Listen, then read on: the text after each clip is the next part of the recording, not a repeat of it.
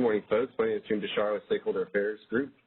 I just want to first apologize. We're having some technical difficulties, so thanks for bearing with us and your flexibility as we're correcting that as we speak. So we do have the correct information out there in the calendar, and I did send out an email to the attendees of the past, so we have that there. So sorry about that.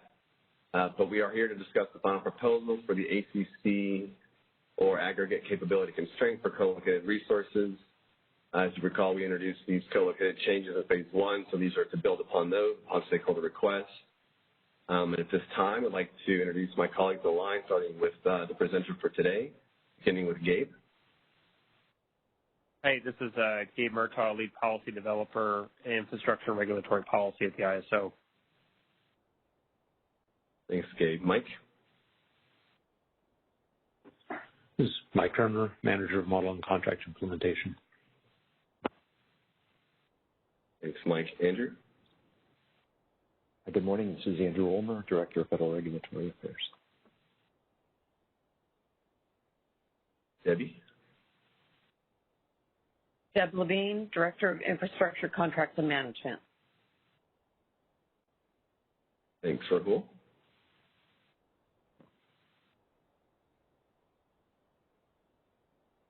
I'm not sure if you're on mute, Rahul, unless we lost you. I think you might have another. Yeah. Do we have Bridget or anyone else from ISO that I may have missed?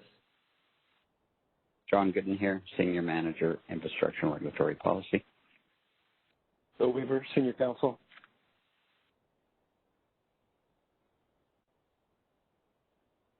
All right. Thanks, folks. As a typical display of our stakeholder process, as you can see in the final proposal, using the input by you between each iteration to carry it forth to our board for consideration for approval. And we are targeting these dates for that, and then you can see the targeted implementation date there. And as a reminder as well, this is being recorded for convenience, stakeholder courtesy, and any recording should not be reprinted without our permission. And we will make the recording available within the next few business days following the meetings typically. And with that, I don't want to get too much more time wasted, so I'll kick it off to Gabe to get us started. Thank you, Jimmy. I appreciate it. Actually, to go just up to the previous slide. Thanks. I appreciate everybody joining today. And again, yeah, sorry for the late start. There were some technical difficulties and a glitch with the number that we had posted on our website. We do have this as our stakeholder process timeline. I think this is what we're currently working on right now in terms of getting this particular piece of policy delivered. Today is obviously June 3rd. We are having a web conference today, and we're discussing the final proposal of the Aggregate Capability Constraint. We're also going to allow some time to discuss the draft tariff language in this meeting. And then on June 14th, so it's a slightly truncated timeline for comments, but we will have comments due on that Monday. And then hopefully that'll give us enough time to turn those comments around for information that we're going to be supplying to the EIM governing body. And that meeting is scheduled to happen on June 30th. But we do want to get this part of the policy wrapped up and comments back in time for the EIM governing body and the Board of Governors meeting that's occurring on July 14th and 15th, where we're hoping to get approval to change our tariff language for this from them at those meetings. And then we will target these changes, so specifically related to the aggregate capability constraints, as quickly as possible. We've noted on here that that could be either fall 2021 or spring of 2022. This is more of a note just to reference the fact that the Hybrid Resources Initiative as a whole is likely going to be split into two different development tracks. The first track, which we are hoping to deliver on fall 2021, should include the full implementation of the aggregate capability constraint, inclusive of the changes that we're outlining here, at least that's what we're hoping, and then it would also include additional specifications for the high sustainable limit that would be used by our modeling and forecasting teams. What's likely going to be pushed, and again, I think these are still being worked out by our development teams, but likely what's going to be pushed to spring 2022 is going to be the implementation of the hybrid resources dynamic limit tool, which I think is one of the primary functionalities of the hybrid resources initiative, allowing for those capabilities. So like I said, we're hoping and we're targeting to file language at FERC as soon as we get, or if we get, an approval from the EIM governing body and the ISO Board of Governors. We will need to get a positive response back from FERC. Once we have that, though, we will begin working on implementation for this component of aggregate capability constraint to the extent that we can, to make sure that it's in place as quickly as possible. But we do need to go through these steps in the process in order to get that in place. So I know that was just the timeline. I'm planning to run through the slides for the presentation after this, and I'm going to run through them all. There's not a ton, but I will take questions on high-level scheduling and this particular calendar before we go into the slide deck on the material. So if we do have any questions on the calendar, I'll take those now. If not, if there's any questions on the substance, let's wait on those. All right, and once again, if you'd like to ask a verbal question, you can do so by pressing #2. I do have one caller in queue. Great. All right, caller. Go ahead and Hi, Dave. This is Susan Schneider. Can you hear me? Hey, Susan. Yeah, hi. Susan Schneider, Phoenix Consulting. I wasn't sure I understood everything you said there. First of all, I think the big one here, of course, is the ACC, and my understanding is that, or are you saying that feature for multiple ACCs per generating facility would be implemented in the fall of this year, and not spring? That is, yes. Okay. Is there any way that because we have resources coming online right now that need that functionality, it was included in the business requirement specification that you could have multiple ACCs per generating facility, at least the version that we saw. And so my guess is that the software will probably already do it. It's just a question of getting some process in place in order to implement that. Mm-hmm. Is that right? That is our hope as well, Susan. Okay. Is there any way that you could request expedited implementation for that part of the filing so that people could have it available, since the software seems to already allow it or be already designed to do it? Yeah, I will turn that question over to Bill or Andrew, our legal representatives on the phone.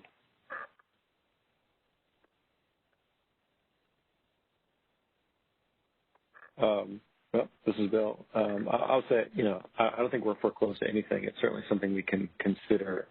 At best, we could ask FERC to waive the notice period for that. So maybe it'd be helpful to get stakeholder comments on that as part of this paper, and we'll consider doing so.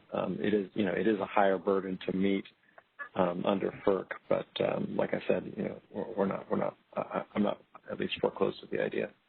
Okay. I mean, many projects felt that after the last stakeholder process that was already going to be allowed, and it was only in the cover note, as you know, that ISO put in a restriction, even though the software was designed to do it. So if there's any way, if you feel you have to have stakeholder comments on this, if you could explicitly put it in the comment template, that would be helpful.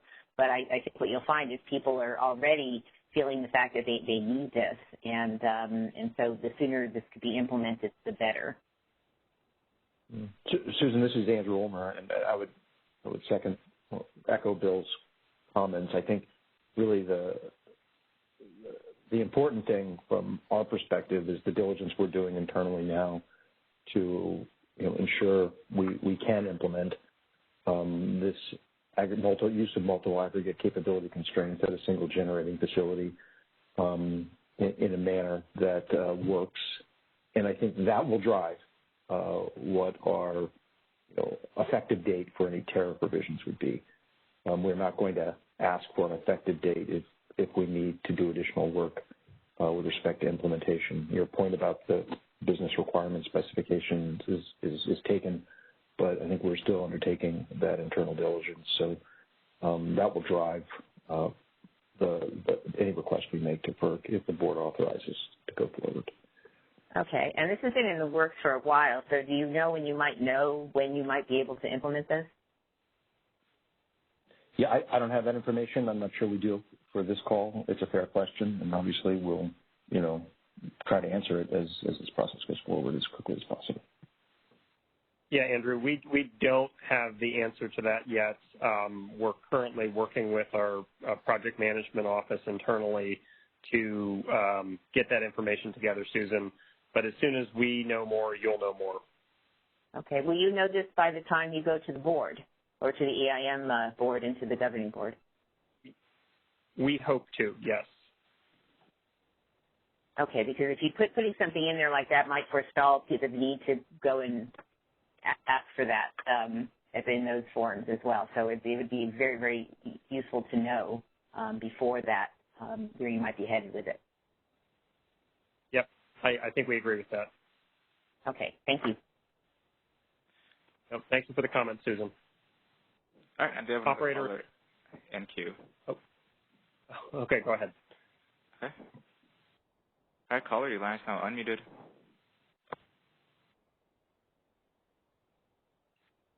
All right, so caller, and again, 0526. Hi there. Sorry, I was double muted. This is Rayanne Quadra from Gridwell Consulting. Can you hear me? Morning, Rayanne. Hi. How are you today? Doing well, thank you.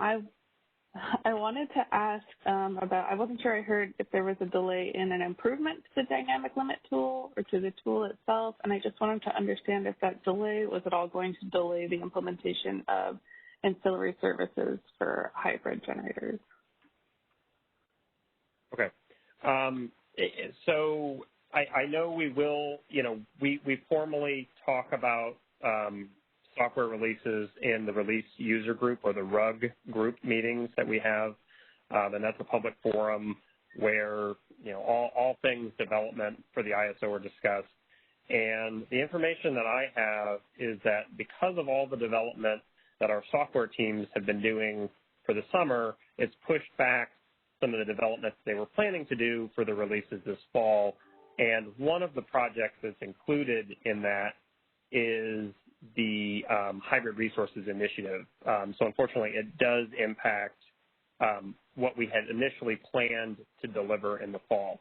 Now, I think in that release users group, they can give you the specifics of what they're anticipating developing or not developing across all of the projects that they're working on.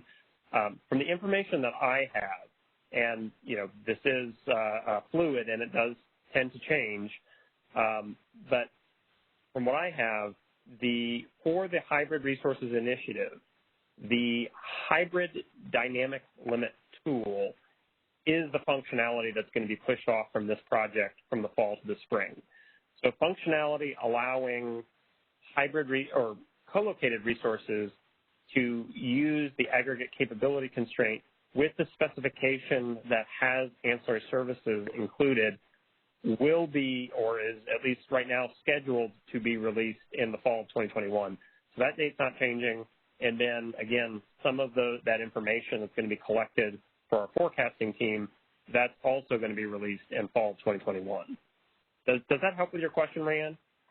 It sure does, and it's a relief to hear that the ancillary services is being prioritized. I am participating on the RUG calls. I also emailed Adrian and a group of other folks to make sure they understood that, I have several actual, generators who are losing revenues from losing that opportunity right now. So I super appreciate that, and if anything changes, I'll follow up in those places.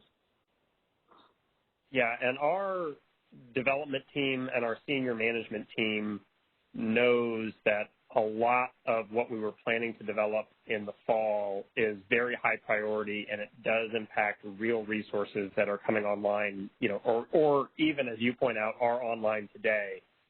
So they're really scrambling and trying to pull out all the plugs to get this development in place as quickly as possible. I think it's just been very challenging with all the new work that we sort of signed up to do in preparation for this summer. Understood, and I really appreciate the very transparent, matter-of-fact conversation here. Thank you. Thank you, Rayanne. I appreciate it.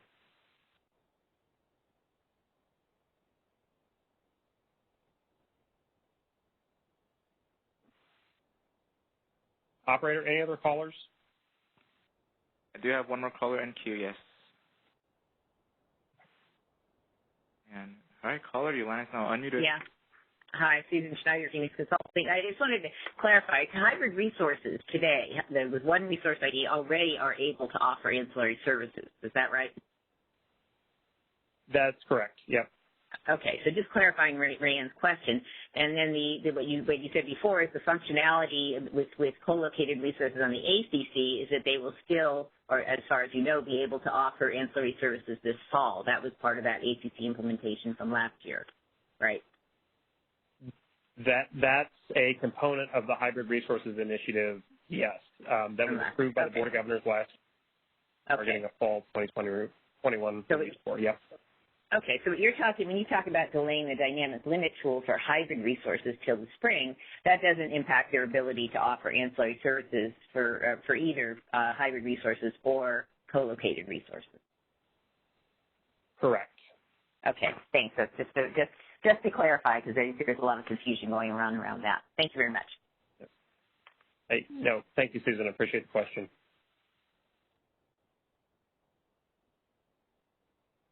All right, and then there are no more callers in queue. Okay, great. Okay, so like I said, I'm going to attempt to run through the slides that we have. Some of these slides are sort of a refresher on discussion that we've had in previous meetings where we've been talking about the aggregate capability constraint. This is certainly not a new topic. And then I have a few slides on the proposed solution and what we want to go to the ISO Board of Governors with. And then after I get through my slide deck, I will pause for questions and we can talk about either the current functionality or the proposed new functionality. But like I said, it's not a huge slide deck, so we should be able to get through this material. So this slide here is just background, and it's basically explaining what we have already discussed in the hybrid resources policy and what has already been approved by the ISO Board of Governors. And it also outlines sort of the problem or the need for why we're developing an aggregate capability constraint in the first place.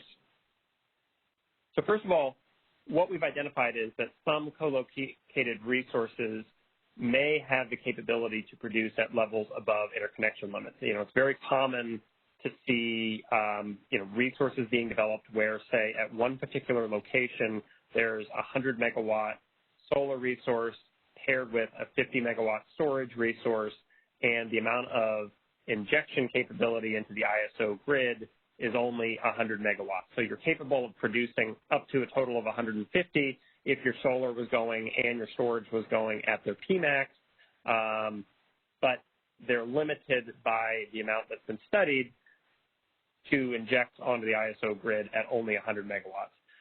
This configuration actually makes a lot of sense.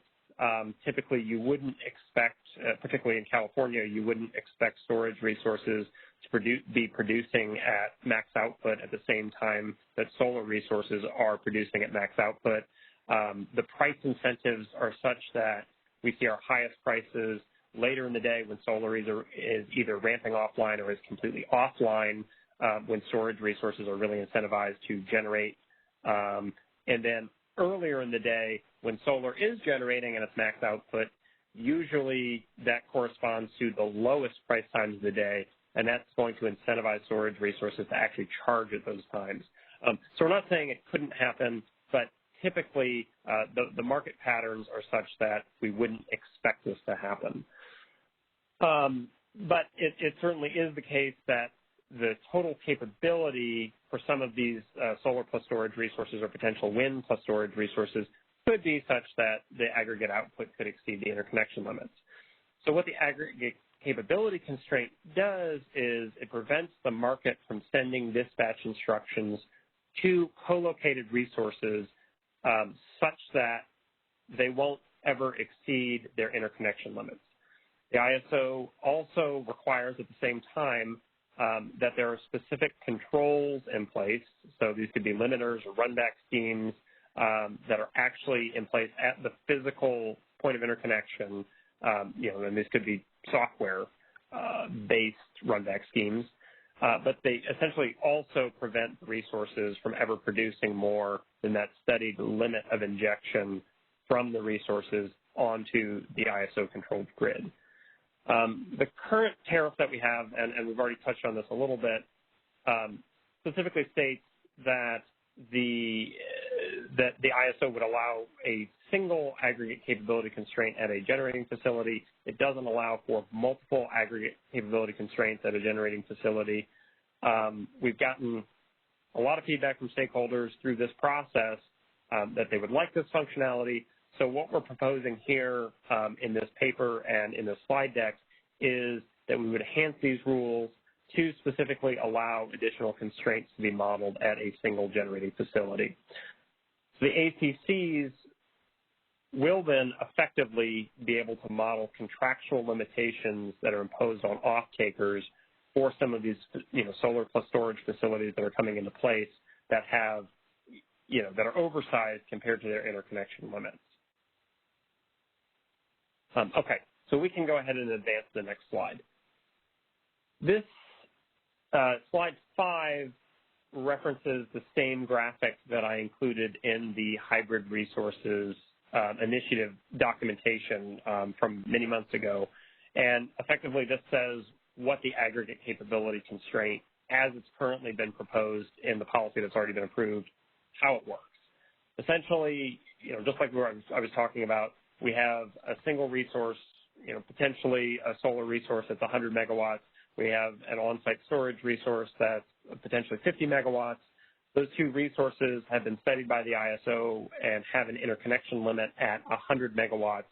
So in aggregate, they're allowed to produce and inject up to 100 megawatts onto the ISO-controlled grid.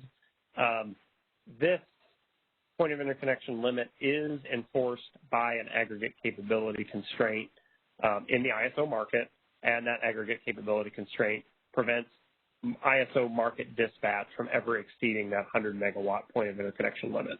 So just what we talked about on the previous slide. So on the next slide, slide 6, this gets into the proposal to expand this functionality. This this sort of gets into how we would do this from a systems perspective on our end and how it would look for market participants on their end. You've got the same situation where you've got, an oversized solar resource and a storage resource at a single location. And what could happen, and this is exactly the case that we've heard from multiple market participants, is that the resource developer could enter into multiple contracts with different off-takers for portions of the capacity for this resource. So for example, in the previous example, you might have a 100 megawatt solar or 50 megawatt storage resource, and you might sell a portion or a fraction of the solar resource, a fraction of the storage resource to an off-taker. And in addition to selling those portions of the output from the two resources to that off-taker, you might also have an imposed portion of the aggregate capability constraint or the point of interconnection limit that's imposed on the fractions of those outputs of those resources. So what the ISO can do is we can model fractions of those resources independently. This is something that we currently do today and we allow for in our modeling process. Once we do that, what we're proposing here is to also say, okay, we can impose the contractual limits on the aggregate output from those two resources that are contracted to one specific off-taker as a sub-aggregate capability constraint, and that sub-aggregate capability constraint would effectively do the same thing that we proposed initially with our aggregate capability constraint and limit the output of those two resources to not exceed some threshold. And in this case, that threshold would be the contractual limits that are set up between the developer and the off-taker in this agreement. I would note that each individual variable resource, and this would be each resource with a corresponding resource ID, would then be subject to our Appendix Q rules. So you'd have to have, meteorological stations, and you'd have to have information specific to that resource to register, a fraction of a solar resource or a fraction of a wind resource as a specific resource ID in the ISO models. Off-takers may be entitled to share some fraction of the interconnection limit, and those are what would be enforced by our aggregate capability constraints or sub-aggregate capability constraints in our models. And I'll go through an example of that in the next slide.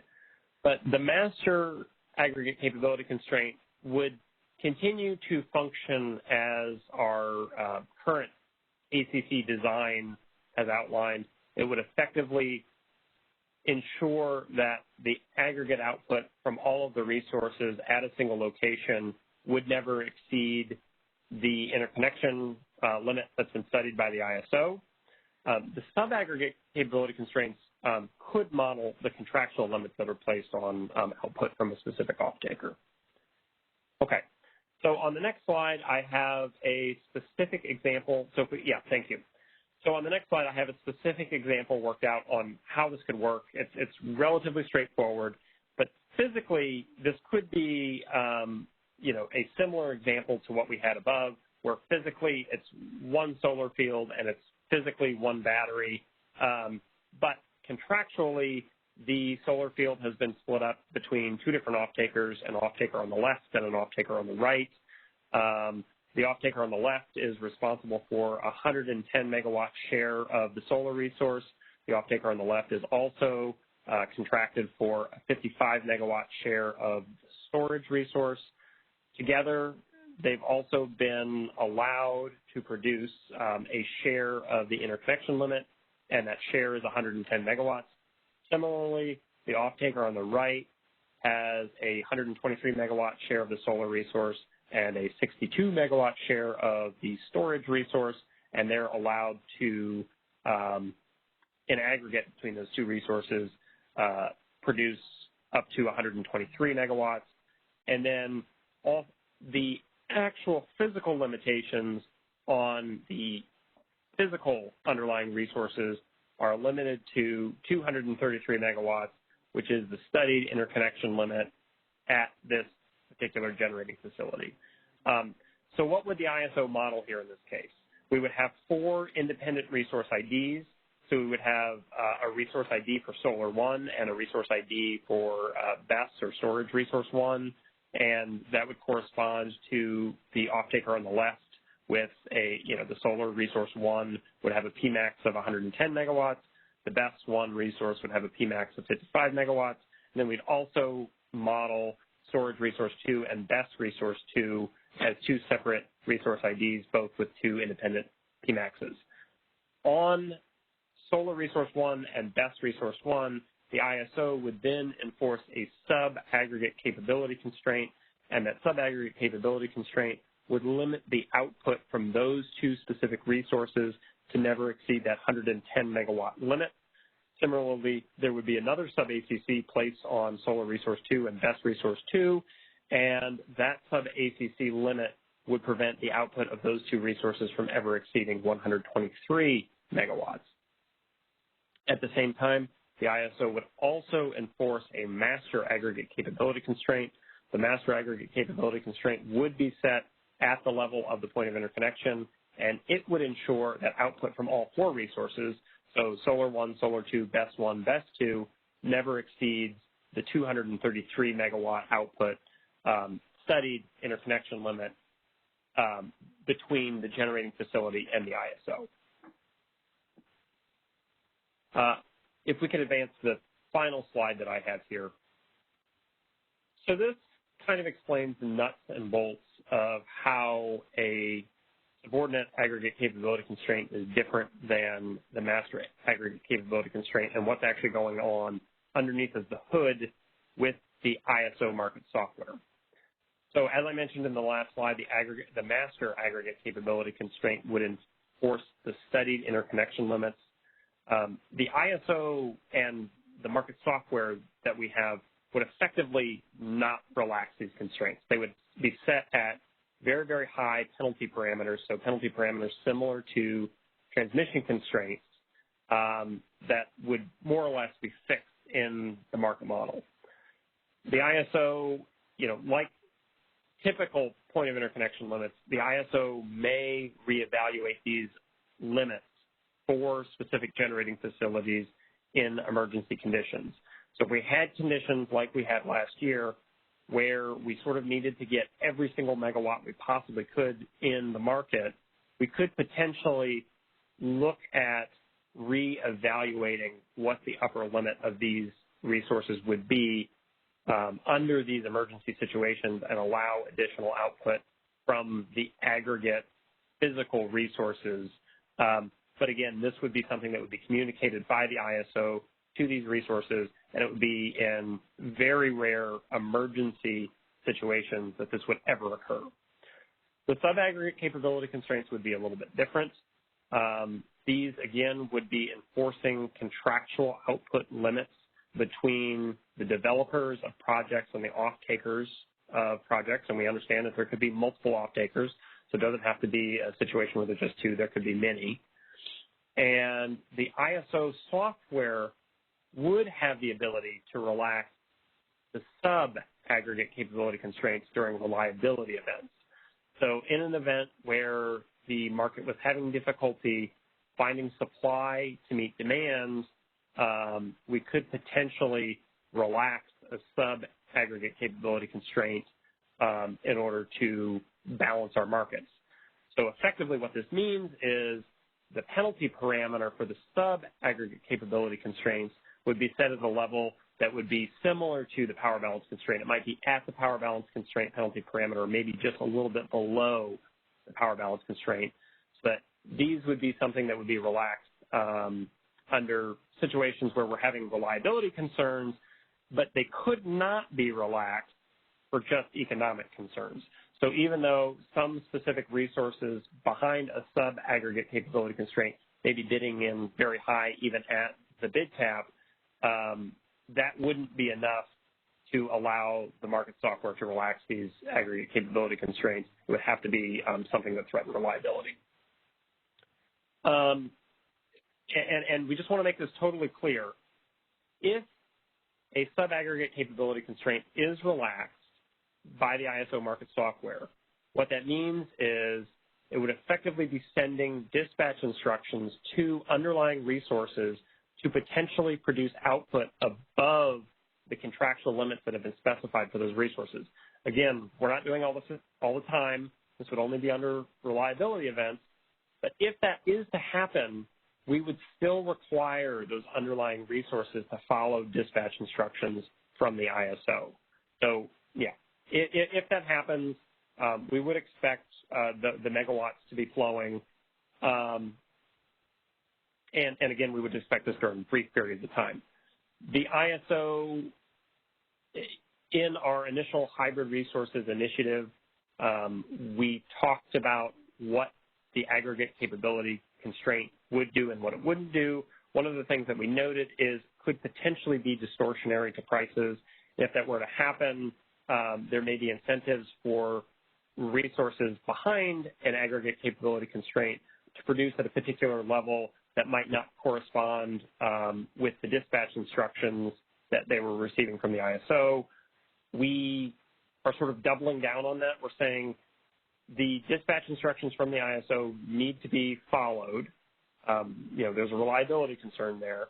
If we detect that individual resources that are managed by one particular scheduling coordinator are routinely not following dispatch instructions during these situations, we can potentially rescind the availability of this functionality for those resources, and that could be resource ID specific. And if we find that this is sort of, widespread, that resources aren't following dispatch instructions under these circumstances, we also have the capability to potentially reevaluate whether or not this tool is something that's going to be available in our market and potentially rescind this functionality across the entire board. Now, with that said, if resources are following dispatch instructions, this shouldn't be an issue.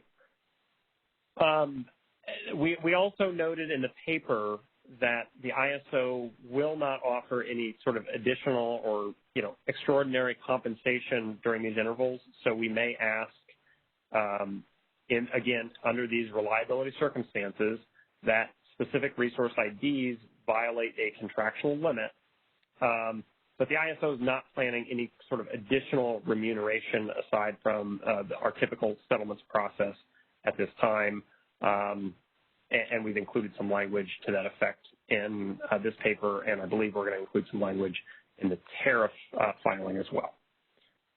Okay, those are my slides. I think that illustrates how we're anticipating this new functionality working. At this point, I will take any questions related to the policy, and then we can take a look at the tariff language. All right, and as a reminder, pressing #2 will place you in the queue. I do have a few callers already in, so moving on to our first caller. All right, caller, your line is now unmuted. Hi, Gabe. This is Wei Zhou from HCE. Hey, Wei, good morning. Hey, good morning. I find the slides and information very useful, so thank you for that. So I do have two clarified questions related to ancillary services. You may already address those in private calls, but I just want to get a confirmation on the understanding. So maybe we can go back to the page 5. That will probably be easier for me to explain the question. So today, I think an existing approved policy. So this just got a one SEC or single SEC and two resources. So I try to understand the DOT, how the DOTs will be enforced when ancillary services awards are being, ancillary service awards are also awarded in the CAISO markets to storage resources. For example, if those are, the two resources, 100 megawatt solar, 100 megawatt storage, so slightly different than the example you provided here. And then with a single limit with 100 megawatts ACC. So if the storage also providing, say, spinning reserve, it could be any of the ancillary services. Just for a simple example, say storage is providing 100 megawatts spinning reserve. My understanding is under the SEC formulation, then the solar and the storage will not be allowed to provide any energy, and that because the spinning reserve already, kind of taking the 100 megawatts of the ACC under this example. So the CAISO would essentially send the DOTs for both solar and energy storage at 0 megawatts. Is my understanding correct? Yeah, I think that is effectively correct. I think that, the regulation up and regulation down and energy awards are in that equation as well. But, I think with the example that we have here, where the point of interconnection limit is 100 megawatts and the storage resource is slightly smaller well, in this case, it's half as small as the point of interconnection limit. The spinning, you might only expect the storage resource to qualify for, up to 50 megawatts of spin. But you're right. If the storage resource qualified for 50 megawatts of spin, you could only get an energy award on your solar resource of up to 50 megawatts. So if you are operating this set of co-located resources, I think when you're receiving ancillary service awards, that is something to keep in mind. Okay, so essentially, I think if you're providing, just in my simple example, ancillary services at the POI limit, then all the duties will be essentially zero. So, and that's how the CAISO would enforce this SEC with ancillary services. So the aggregate capability constraint is enforced on a 5-minute basis, and it does include all of the ancillary services. So, and again, this is functionality that's going to be introduced in the fall, but there's a specific equation on how that works, and it includes energy, reg up, reg down, spinning reserves, and non-spinning reserves. But effectively, okay. The question is. Yeah, sorry, go ahead. Yep, that was it. Okay, thank you. Thank you for that clarification. So yeah, I think I just want to interpret the formula in your proposal right. So I think that confirms my understanding. I think that essentially says if you're providing ancillary services, under the POD limit, you won't expect any energy going to provide it from the co-located resources. If you provide partial, of ancillary services relative to the limit, then you probably still be able to provide some of the energy. So I think, because I think that's how the DOT would work. So thank you for confirming that. Yep. My second clarified question is about maybe similar to this example when you have multiple SECs. To kind of expand that to the multiple SECs. So now you have multiple resource IDs underneath each, I guess, sub-SEC. So you would also essentially enforce the duties similarly to how you would do, and a single SECs. In other words, if the ancillary service awards already, consume the POI limit, then the duty for those resources and each sub-SECs will be essentially be limited. That's how you also, consistent with how you also formulate the ancillary service and the single SECs. Yeah, I think, you do sort of bring up a valid point. What we've been talking about through this discussion is existing functionality that we've already proposed. Again, it's going to be implemented in the fall. And we are not proposing in this piece of policy to change the algorithm for how we would enforce either the master aggregate capability constraint or the sub-aggregate capability constraint. Those would basically be done the same way with the same formula that's already been established. So you're right. If one of the underlying resources behind an aggregate capability constraint was providing a lot of ancillary services, it could potentially eat up some of that capacity at the constraint. But yeah, that is not functionality that's new to this proposal. Okay, thank you for that. And also, I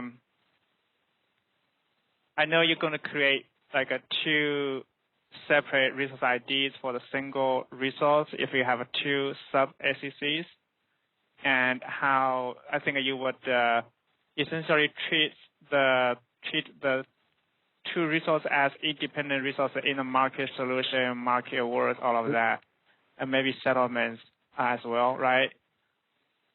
And that's functionality that we've heard from market participants that we want. So it's really not we're creating the ACCs. Well, what's happening is we've heard from market participants that this is, maybe if we advance 2 slides to slide 7, we've heard from market participants that this is how they would like to model their resource as 4 independent resource IDs. The first 2 with one specific off-taker and the second 2 with another specific off-taker. And this is similar to how resources are being, and generating facilities are being broken up into multiple resource IDs today. They'd like to continue doing this with other co-located projects. And then once they have done this with other co-located projects, how do we ensure that in aggregate these 4 resources sort of aren't going over the limits that are contractually imposed that says, hey, this off-taker, off-taker 1 has rights to X amount of the point of interconnection, and off-taker 2 has rights to this amount of this amount of capacity on the interconnection, and that's sort of the ask here. Okay, thank you. I think I understand that.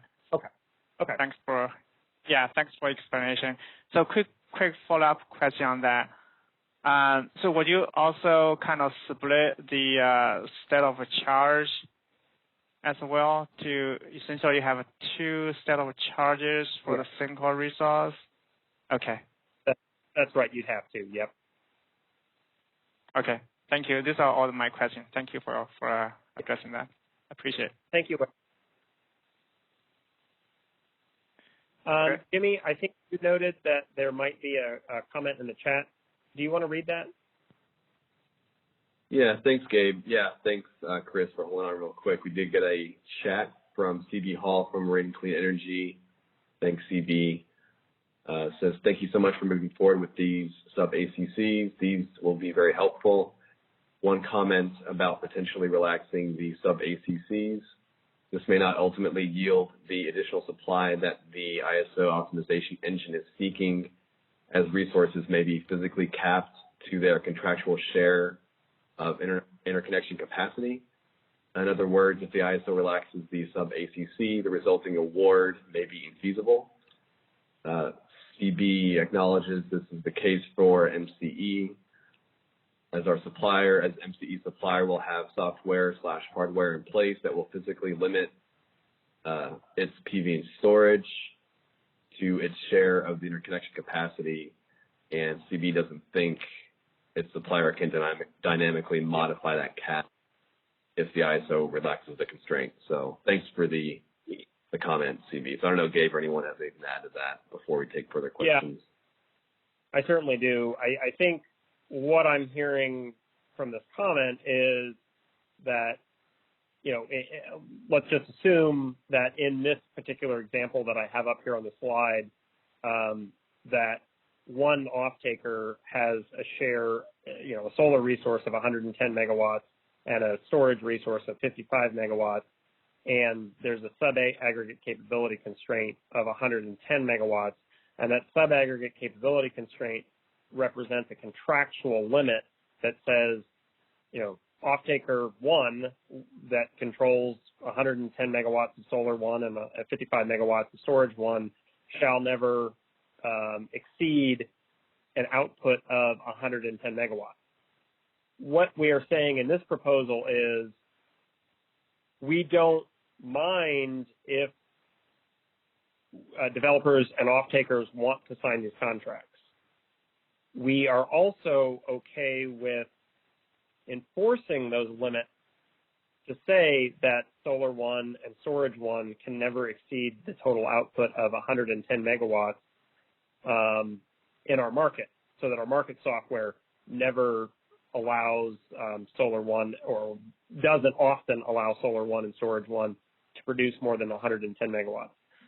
I think what we're saying is not appropriate is to include these software hardware limiters that specifically preclude at the resource level solar 1 and storage 1 from never exceeding that 110 megawatts.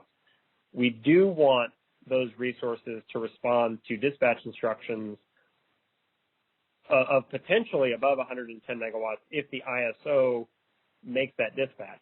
And that's what we're trying to clarify on slide 8, is that if that constraint is relaxed, we would want to get the additional megawatts from behind that constraint, and effectively limiting the amount of energy that we get from a contractual constraint, wouldn't be something that we would be amenable to. But thank you for that comment.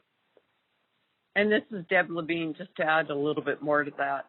In those emergency situations, what ends up happening is that we're working with the generators. We're aware that there are some software limits that do get put in place. And last year, what we ended up doing is working with those generators. We were able to lift those software limits that are typically in place in order to get the additional megawatts required during the emergency conditions. So hopefully that also helps. Yeah, and Deb, I think your comments are more geared towards the master aggregate capability constraint, and I believe that the question here is more geared towards the sub-aggregate capability constraint, but I think you make a nice point as well. Okay. Do we have another caller on the phone? Yes, we do have 6 more callers in queue. Okay. All right. So maybe just before we get started with those, I'll sort of, maybe we'll go for another 23 minutes until 11:30. At that point, we'll switch over to the tariff language, and then if we have time after that, we can circle back to any more questions. So now we can go ahead to the callers. All right, moving on to our next caller in queue. All right, caller, your line is now unmuted. Yeah. Yes, hi, Susan Schneider, Phoenix Consulting. I hardly know where to begin, but I will try. First of all, this need for an overall master ACC. I have some real issues with the terminology here. You've said many times that this is going to prevent output from exceeding a certain level, all of these ACCs. Mm-hmm.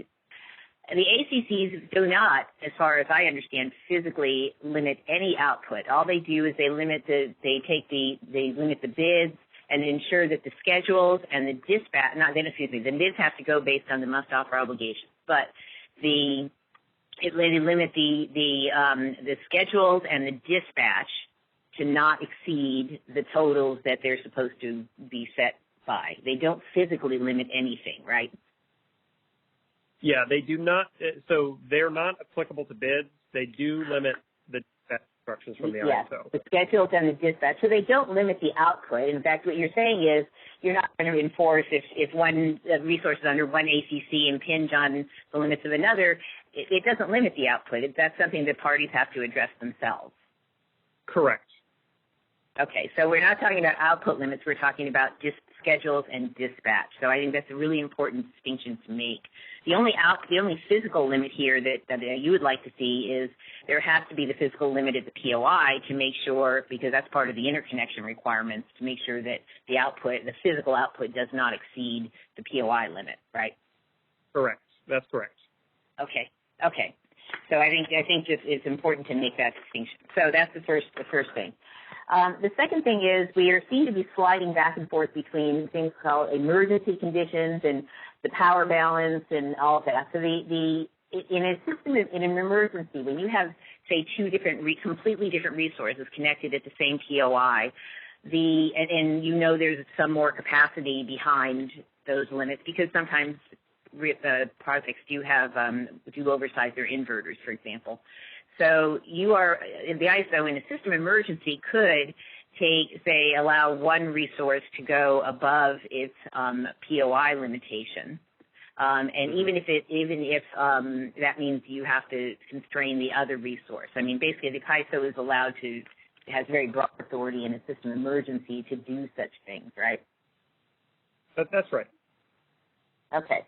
And so what you're saying here, where in emergency conditions you might relax the master ACC limits, that's just the same as anything for any other resource on the system. You're not talking about anything different in that situation, right?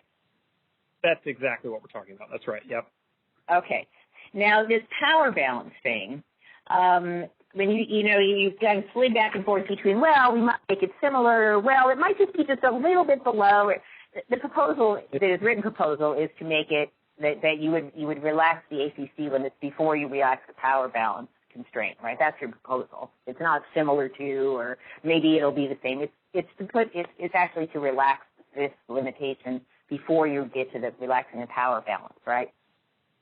And the point here is that it would be just before the power balance is relaxed. It wouldn't be, you certainly wouldn't relax this for economic concerns. So bidding for the underlying resources would not impact whether or not this constraint gets relaxed.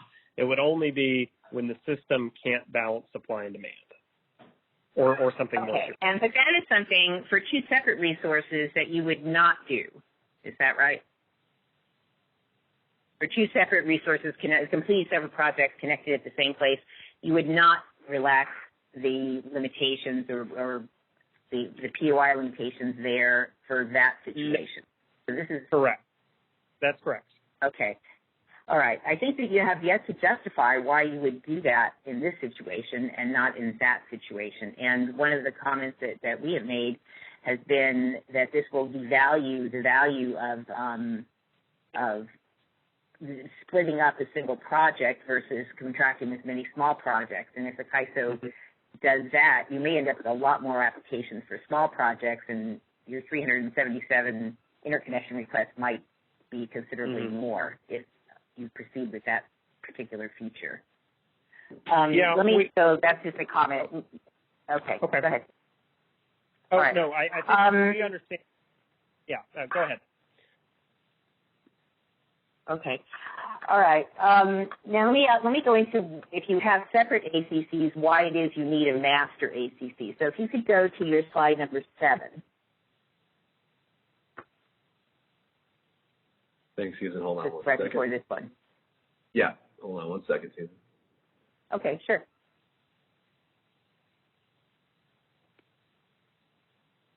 Okay. If you have an ACC on the left and an ACC on the right, all right, what does that not, why do you need also a master ACC? Because the left is going to be constraining the scheduling and dispatch to 110 megawatts. The one on the right will constrain the scheduling and dispatch of those resources to 123. And if you're going to be constraining them to 233 in total, why do you also need another ACC layered on top of that? Yep. Yeah, I think that gets back to the point that you just made. If we have a situation where the ISO is having trouble balancing supply and demand, and we can get some additional capacity by potentially relaxing the sub-ACC on the left by having some more output either from Solar 1 or BESS 1, that would be fine. But what we wouldn't do is, unless it was these extremely, like an emergency type situation, so some extreme circumstance, we wouldn't want to relax the point of interconnection constraint. So that's why we're advocating for this solution. Okay, but the point of interconnection constraint is not physically limited except by the physical limiter that the CAISO requires. So if you relax the one on the left, then you're going to have to, because you're going to have to relax the one on the right to go the other direction. Well, no. So the aggregate capability constraints that are illustrated in this slide are maximum. So they say Solar 1 and BESS 1 can't produce more than 110. Solar 2 and BESS 2 can't produce more than 123. So Solar 2 is on outage. And let's just say, for sake of argument here, Solar 2 and BESS 2 are on outage. So you can get 0 megawatts from both of those resources, but Solar 1 and BESS 1 are completely available. Well, in that case, if there was a situation where we didn't have enough supply to meet demand and we could potentially get 165 megawatts out of Solar 1 and BESS 1, the ISO would want to do that. Okay, well, let me ask a question then about the caller for CD. What you're starting to see is because you don't have these you're proposing to relax things that people have contracted for. One of the questions had to do with whether you might limit whether the resource itself could, for example, they'd have to put a physical limiter as a POI because they're required to, but whether they could put a physical limiter at, say, each of the sub-ACC levels. And I hear you say you don't want them to do that, but can you actually prevent them from doing that? If the ISO issues a dispatch instruction to Solar 1 and Best 1, and they don't follow that dispatch instruction, or because they have a physical limiter there, or because they don't want to violate some contractual limit. No, I'm not talking about the limit. I'm talking about the physical limit. But if you know that there's a physical limit there, which I assume they would tell you because you have single line diagrams, you have all kinds of information about this, you wouldn't issue a dispatch instruction because you know it would be infeasible. Well, for point of interconnection limits, that is certainly what we do in our model today. What we're saying here is that when there are contractual limitations that are put on underlying resources at co-located facilities, we would prefer to have at least the ability to access the full generating capability of those resource IDs that are modeled in our master file as having a specific, PMIN and a PMAX, and we want the ability. I understand that's the preference. I do really, and I'm asking a question for a specific reason, which I'm going to get to in a minute. But if they have a physical limitation there, if they put a limiter, just like that limiter on the POI that they're required to put there, if they put a physical limiter there on each of those ACCs, the CISO would know about that, and it would actually jeopardize reliability to issue a dispatch instruction knowing that the resource couldn't comply. Let's say it's a switch. I'm not an engineer, so I'm going to apologize if this is a stupid non-engineer example, but on the right side, for example, let's say that there's a switch there that once the resource reaches 123 megawatts, just will physically limit the ability to go above it. Okay, yeah, no, I understand what you're saying. I think from our perspective, why would you put a physical limiter on there to enforce a contractual limit? Because they already have a contractual limit. Okay. So let me tell you why I'm asking the question, okay? Because I'm not sure you have the authority to do that, and I'm not a lawyer either, so I'll apologize if that's wrong. But I would question that. And the other thing is, if you are proposing to relax these sub-ACC limits if you have an emergency, a system emergency, I don't think that would be something that people would question too much because they know the ISO has broad authority to do a lot of things in a system emergency. If there's some nebulous earlier time that you might decide to do that, I think that you're going to have that the lack of clarity in that situation and the strength of the contractual obligations means that you may force people to do things that you don't want them to do. And so I would ask you to think about that a little bit more and try and see if you can make it a system emergency thing. I think it's acceptable. People understand that. Yep. If you make it something less where they can't tell in advance whether their contracts will be respected, I think you will force people to do suboptimal things that you don't want them to do. So anyway, that's the thought. I'm going to shut up now and let other people ask questions. But anyway, I would really, really ask you to seriously consider that one. Yep. Okay. Yeah, I understand what the ask is. I think you are understanding of what the proposal is currently, which is not what you're asking. And I think, imposing physical limits on these two resources would be suboptimal, and that's our position. I agree. Totally agree. Yeah. We are in agreement then. Okay. Let's okay. Take a comment. And maybe let's go on to the next caller. All right, moving on to our next caller in queue. All right, caller, your line is now unmuted. Hello, Gabe. This is Alva Pizuni. I just had a quick, I wasn't really familiar with this concept of, say, splitting a battery up into two batteries effectively based on a contractual constraint. And just so what happens in that case is that essentially the two portions of the battery are telemetered separately and are validated separately within the ISO interconnection process, essentially, and then the state of charge is managed entirely independently on the two virtual batteries. Is that correct? Correct. So there's no essentially other. There's not necessarily even a requirement for a total state of charge telemetry in that case. Is that true? Correct. Okay. So as far as the ISO knows, they're in terms of its modeling, they're completely physically independent batteries. That's correct. Yep.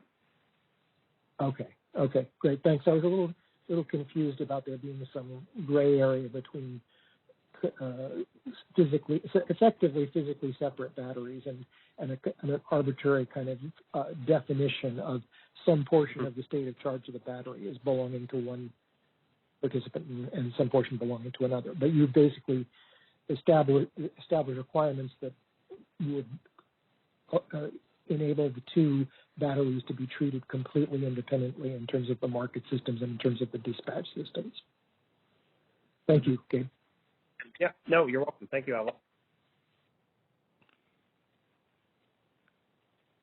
All right, moving on to our next caller in queue. All right, caller, your line is now unmuted. Hey, thank you. Hey, Gabe, it's Jason Cox. Oh, hey, we're having difficulty hearing you. Maybe you can move your... Oh, I'm sorry. Is that better? That's... Yeah. All right. Thank you. Jason Cox with EDF. Gabe, I wanted to, ask a few questions from a different perspective than some that have been asked already. But to continue the last thread, it seemed to me from your opening presentation that the battery systems modeled on slide 7 don't necessarily have to be independent. I mean, they could be the same battery, but they would look to CAISO as two individual batteries, right? If they were just the shares of one battery split out, right? So you could have a configuration of truly two separate batteries, which in your outage scenario, you could just have one outage. Now, in your other scenario, say you had to take a D rate on that battery, the contractual, arrangements would likely be that a pro rata share was, so you'd have outages on both ends, on both, virtual batteries, if you will. So I understand how you can get some solar D ratings or you can get some strings out. I get that. But is the point simply to maximize the POI number based on relaxing the sub-ACCs? Yeah, under those, reliability circumstances, that's the idea, yeah. Now, okay, thank you for that clarification. Hold on. Deb Levine. You can't, in order to have BES1 and BES2 as two separate batteries, you would have to have metering and telemetry for each one individually. So it wouldn't be a pro rata share of one that goes underneath the sub-ACC. It would have to be a physical based on the inverters anyways, so that you can have metering and telemetry for each one of the batteries. Well, I believe you could sub-meter a single battery setup, right? Or are you saying that you cannot virtually share a battery? I'm saying that you have to meter and telemeter the battery individually for each of the ACCs. So right, which would be feasible if you metered, certain inverters from certain stations, right, from certain parts of the battery. Yes. But in that instance, I don't see where if those inverters go out, you can't then pro rata share the balance of the inverters that are underneath somebody else's ACC. Does that make sense? Well, I think you could. It does if you do it strictly off inverters, right? But I don't see any reason why you couldn't do, in metering a virtual split. I think it's feasible. I've done it in the past on non-battery resources, so I think it is feasible. But back to the original question. So the original concept behind this is simply to use all of the POI, the master ACC POI limit, if, some parts of the sub ACCs are not available. But, okay, so thank you for that clarification. Now, I think other people have raised the point, but that raises a whole host of contractual issues behind the scenes, because someone is over, taking, if you will, from the resource, and there's going to have to be some sort of after-the-fact settlement, true-up, whatever, to, behind the scenes. While you're thinking about that, how much would you ever relax master POI limit and the full-on POI limit? Because, those things are studied for a long, long time, especially in California. And so how much more megawatts do you really think you can get out of are you based on the emergency ratings of the components involved, or what? So I think I get what you're asking, and effectively the market would not be relaxing the master ACC.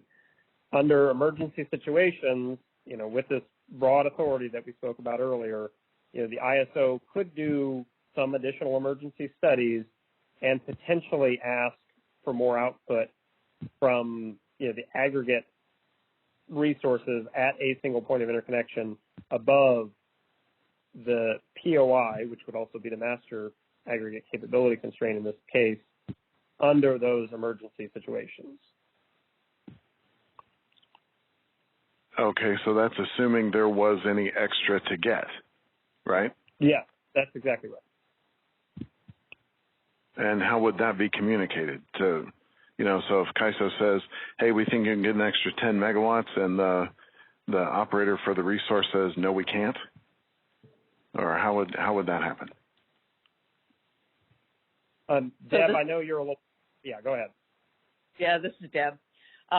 So what ends up happening is that we work with the generator to find out if there are extra megawatts available first before we actually, the PTO and the CAISO operating engineers do an analysis of the system based on actually that day, the next day.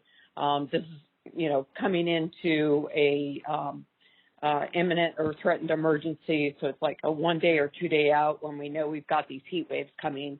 We'll do a system analysis, and it's based on the actual topology of the system at the time, along with the capabilities of the generators around the unit that does have the ability to go above the POI limit, the master ACC POI limit, and the transmission capabilities at that point. Okay, thank you. Okay, thanks for the questions. We are right at 11:30, so I think at this time we can switch over to the tariff language, just so we have a little bit of time to talk about that. Thanks, Gabe, and thanks, folks, for anyone who didn't have a chance to ask questions. We'll be posting the comments template here after the call shortly, so please, we encourage you to submit written questions to the extent you can't verbalize anything today. And as Gabe mentioned, if we have time at the end, we'll come back to it, so appreciate it. And let me get the draft tariff language up here. Give me a second.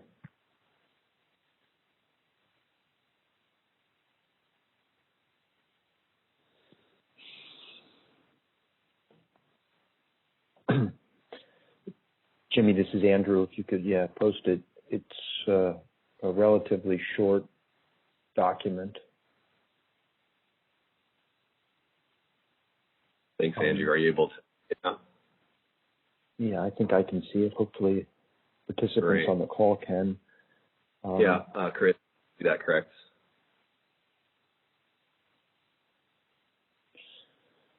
So for those of you who participated in this initiative last year, you'll recall that we added a tariff section 27.13 to describe the aggregate capability constraint that co-located resources could use. The proposed edits we're making all reside there and really just try to capture the market principles that Gabe's gone over. The idea that a single generating facility that's comprised of co-located resources can utilize either one or more aggregate capability constraints, and that if an interconnection customer asks to use more than one aggregate capability constraint at a single generating facility, that our design will be to employ a master ACC and then subordinate ACCs at the resource ID level, and then an acknowledgement that the ISO may relax the subordinate aggregate capability constraints for reliability reasons.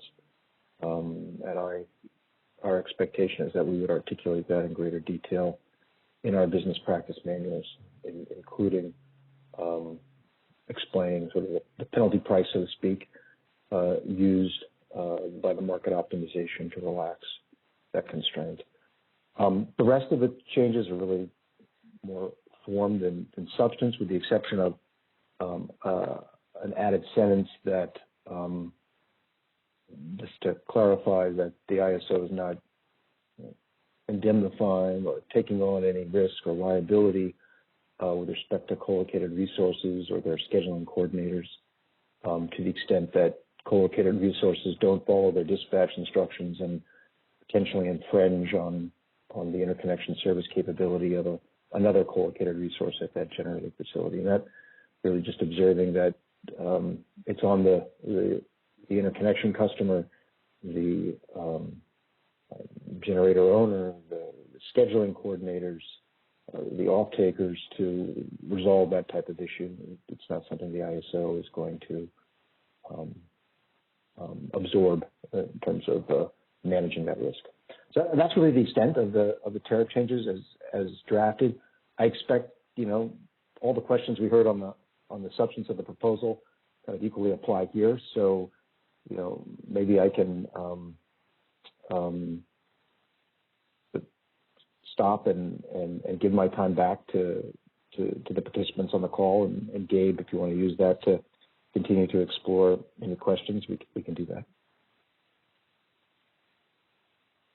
Yeah, why don't we take questions or comments on tariff language, and then if we have time after that, I think we might have a few comments in chat too. So maybe let's take comments related to the tariff language and then chat comments, and then if we have time, we'll go to the phones.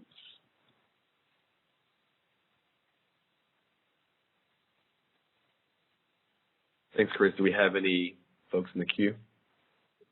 Yes, we do have a few callers in queue.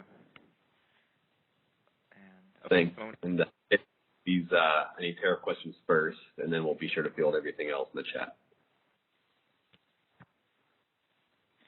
All right, so moving on to our first caller in queue. All right, caller, your line is now unmuted. Hi, this is Chris Devin with Customized Energy Solutions. Can you hear me all right? Yeah, Chris. All right, so I guess this is a tariff question. Is there going to be a specific requirement in the tariff that these sub ACCs require a separate resource ID, like what was shown on slide, I think it was slide 7, with the different resource names? Is that like an actual requirement? That wasn't quite clear through either the tariff language or the proposal itself. If that was an actual requirement, or if it was going to be allowed to have, an individual resource ID just for the solar and the storage, or if it was going to be required that they would actually be split up.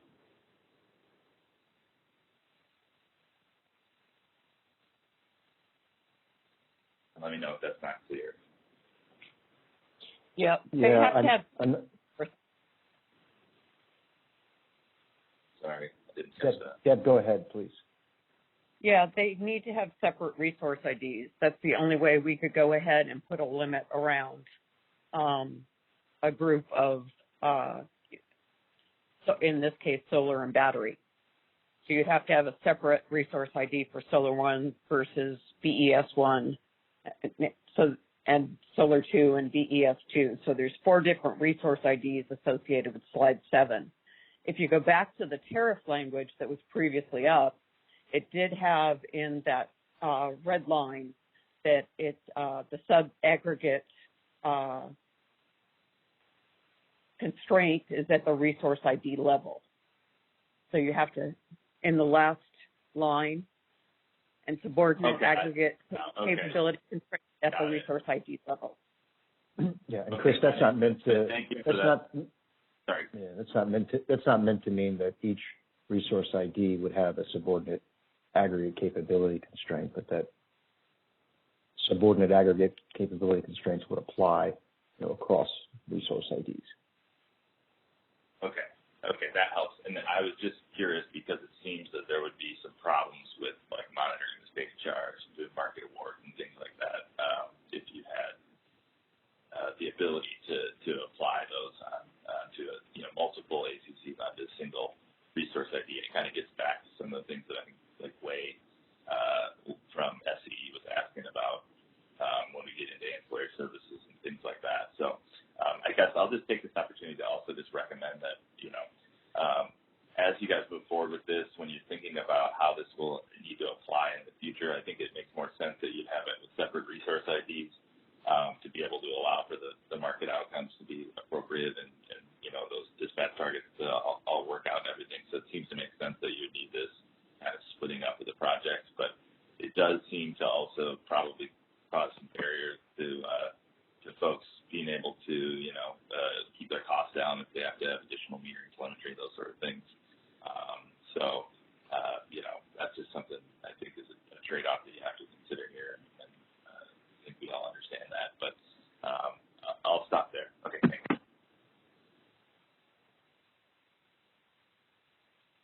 All right, moving on to our next caller in queue. All right, caller, your line is now unmuted. Hi, this is Lisa Bro for MCE. Can you hear me? Yes, we can. Great, thanks. Just a quick comment, and I will make it relevant to tariff, I hope. I did want to echo Susan Schneider's request to try and implement this as the multiple ACCs as expeditiously as possible. It's very important as we have our contracts and our look at contracting to have this in place. And so moving on to tariff, while I know it's not in tariff, but to focus a bit on the relaxing of the sub-ACC.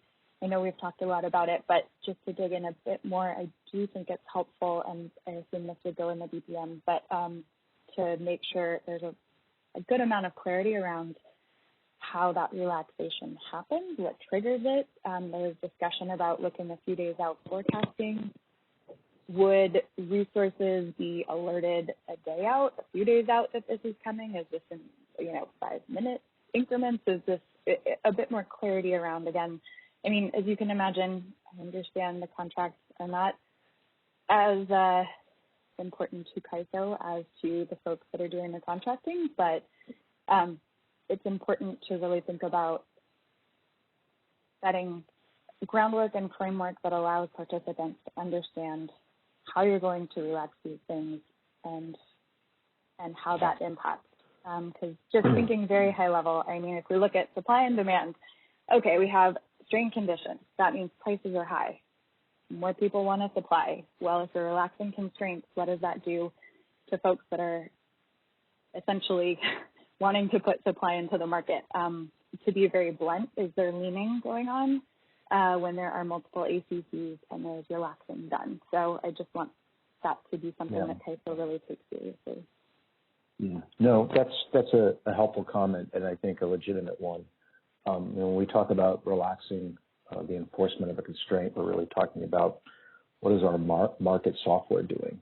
The software is recognizing a constraint in clearing awards, providing schedules, issuing dispatches, and when we relax that constraint, the market will no longer observe that limit.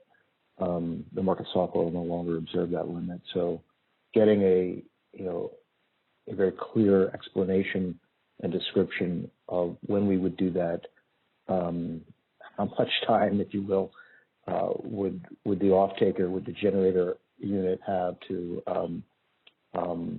respond to that and understand that it's happening are all fair questions. I think, it's something that, we'll have to try to do in the context of,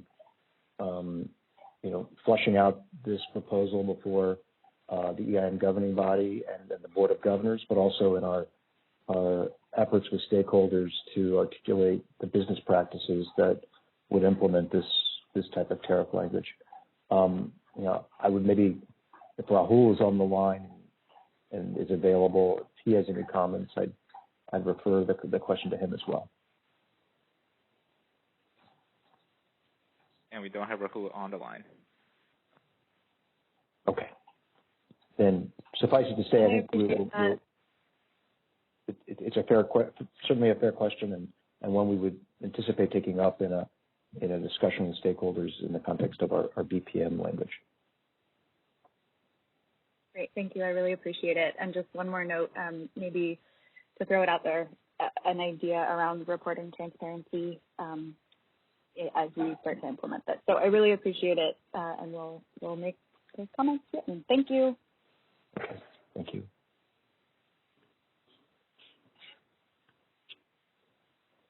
Thanks a lot. I do think we have chat questions that have been patiently waiting in there, so let's quickly get to those, and then we can get to whoever's remaining in the queue. So I do see a past chat question, and this goes more to the presentation, so I'll bring that up here shortly.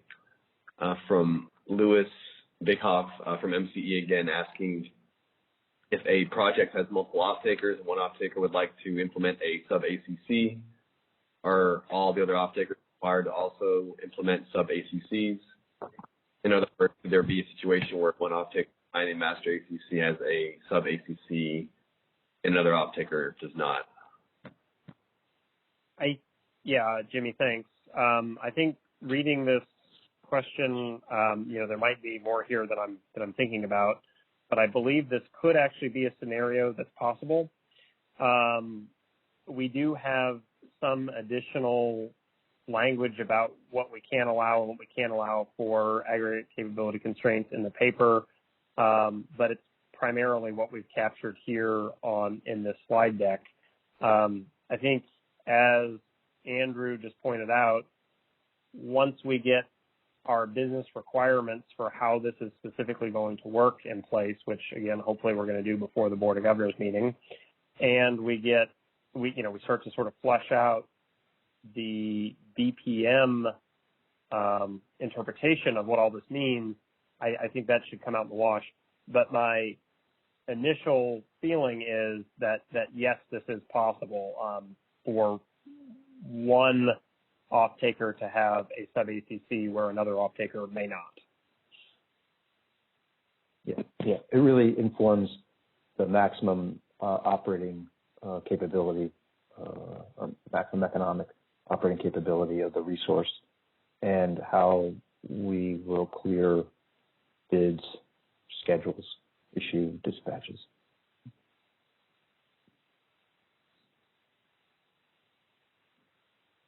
Thanks. And we do have another chat question from Michael Volpe from PG&E asking, could the ISO provide more clarity on what is meant by, quote, reliability is threatened on slide 8? Would this potentially align with tight system conditions, i.e., the minimum state of charge requirement in ESER 4, or could this be used more freely like a common exceptional dispatch? Thanks, Michael. We're not, trying to be cryptic here, and I think Andrew was just speaking about this a little bit, but the idea is that this constraint for the sub-aggregate capability constraints is modeled like many other constraints that we have in our market. And I would, I think it's very akin to the power balance constraint, where when we have reliability concerns, we're having difficulty, the market is having difficulty matching supply and demand, it can relax the power balance constraint and say, well, you didn't quite make it. So instead of having supply meet demand, we're going to relax that requirement for this one interval. And what that does in the optimization is include a large penalty, in your cost minimization. So it includes, a large additional cost to effectively solve the market. And we're basically imposing the same kind of logic to the constraint for the sub-aggregate capability constraint. It would be an inequality that would be met most of the time, and it would only be relaxed in circumstances where the market optimization was having a great amount of difficulty finding enough megawatts to have supply equal demand. Once it relaxes this sub-ACC, maybe by doing that, it can find enough supply to meet demand, and then it doesn't have to incur the penalty of then relaxing the DBC as well. So that's sort of what we're thinking of with the two constraints.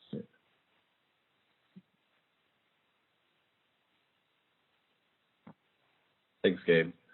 And that does it for our questions. I do think we have one more in the queue, and this can be our final question because we do have a hard stop at noon, unless that goes quickly, maybe one more after that. But thanks, folks, again, for your flexibility. I know we did start a little bit late. So,